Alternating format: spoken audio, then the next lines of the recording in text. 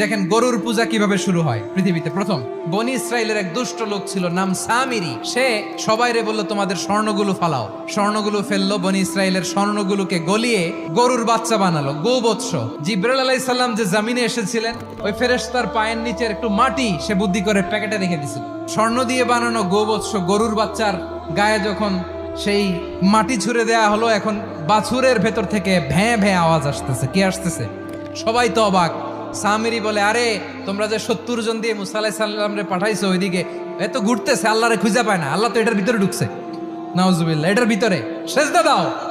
এই সেজদা দিয়ে গেল। হারুন আলাইহিস সালাম তাদেরকে বুঝালেন, শিরক করো না, আল্লাহরে ভয় করো।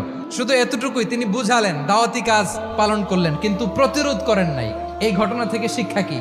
শিক্ষা হচ্ছে আপনি শিরকের আড্ডাখানা দেখলেও বৃহৎ স্বার্থে তাওহীদের দাওয়াত দিবেন, প্রয়োজনে আপনি ঐক্য নষ্ট করবেন না। সুবহানাল্লাহ পড়বেন না?